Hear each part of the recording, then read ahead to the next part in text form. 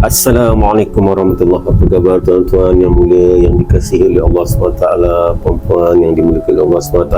Kerana apa? Kerana berkat kalimat La ilaha illallah di hati saya dan tuan-tuan dan puan-puan dan semua yang sedang menonton video ini, yang ada kalimah La ilaha illallah. Yakinlah tuan-tuan, puan-puan, cik-cik, encik-encik semua, bahawa kerana kalimah La ilaha illallah di hati kita inilah Allah SWT mulakan kita hanya kerana agama. Bukan kerana pangkat, darjat, bukan kerana kedudukan, bukan kerana kekayaan, sesuatu benda yang kita miliki yang lebih banyak, yang lebih hebat daripada orang lain. Bukan.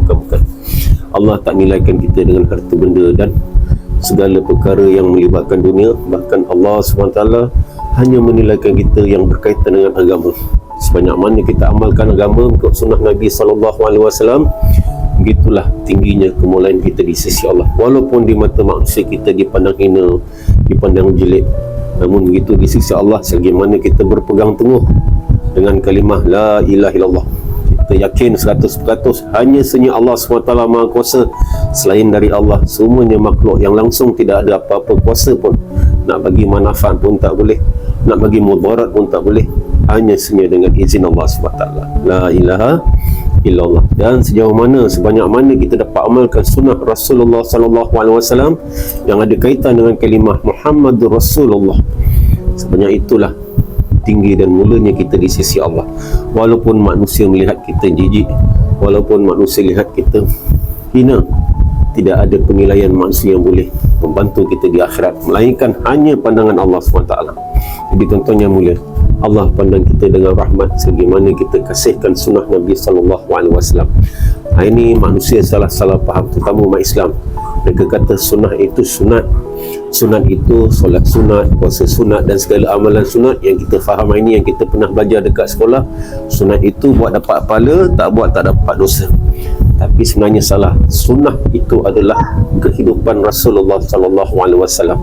Yang mana bila kita kata Muhammadur Rasulullah, ini bermakna kita wajib beriktikad bahawa sebut Muhammadur Rasulullah, kita wajib mengikuti seluruh perintah Rasulullah SAW.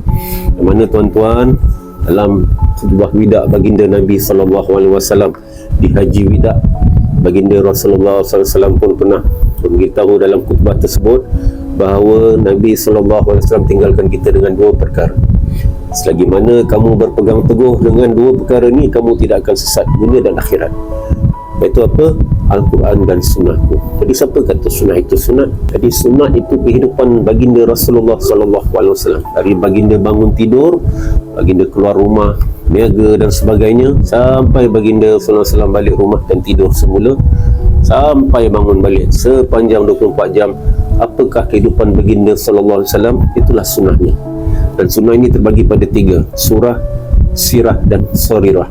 Surah itu adalah luaran baginda Nabi SAW, janggutnya, ketuk kepalanya, cara Nabi SAW berjalan, ketika orang memanggil bagaimana Nabi SAW respons pada toleh macam ni atau pusing satu badan. Luaran Nabi SAW. Dan yang keduanya sirah. Sirah ini kehidupan Nabi SAW, tahajudnya, solat 5 waktunya, Qurannya, amalan-amalan lainnya lah, zikir dan sebagainya. Dan sarirah ini yang semakin luput di fikiran setiap umat Islam. Apa itu? Sarirah Nabi SAW, dan fikir risau bimbang Nabi SAW. Apa yang baginda Nabi SAW fikir risau bimbangkan? Ini fikir risau Nabi SAW bimbang bagaimana saya dan tuan-tuan ini, seluruh umat baginda, dapat selamat dari azab api neraka Allah SWT. Dapat amalkan seluruh sunnah-sunnah yang ditinggalkan, miswak, cara berjalan, semua perpangkaian. Yang 3 tadi, surah, sirah dan sarirah. Selagi banyak mana kita dapat taat segala perintah sunnah Nabi SAW, itulah hampirnya kita dengan Allah. Sebab apa? Dalam Al-Quran Allah SWT pun berfirman, A'udzubillahi minasyaitonirrajim, Qul in kuntum tuhibbunallah fattabi'uni yubikumullah wa yaghfir lakum dzunubakum wallahu ghafurur rahim. Allah SWT berfirman dalam surah ini, wahai manusia, jika kamu cintakan Allah, tak ada cara lain, kamu wajib untuk ikuti seluruh sunnah Nabi SAW. Apa yang kita dapat? Kita bukan sekadar dapat pahala, bahkan Allah SWT janji barang siapa amalkan sebanyak-banyak mungkin sunnah Nabi SAW dalam hidup dia, maka sebanyak itulah Allah akan ampunkan dosa-dosa kita dan Allah akan kasih pada kita. Jadi tuan-tuan, betulkan kesalahfahaman kita. Sunnah bukan sunat yang kita salah faham hari ni. Oh, konon simpan janggut, tak simpan sunat je. Kan, ini sunnah Nabi. Jika kita buang sunnah ni, kita nak simpan wajah siapa di wajah kita. Selain amalkan sunnah Nabi SAW, maka kita akan terjebak dalam 3 golongan. Ini Yahudi, Nasrani dan Majusi. Jadi tuan-tuan yang mulia, jangan kita tertipu dengan perkara ini. Taat perintah Allah dan amalkan sunnah Nabi SAW, kita berjaya dunia akhirat, insya-Allah. La ilaha illallah Muhammadur Rasulullah.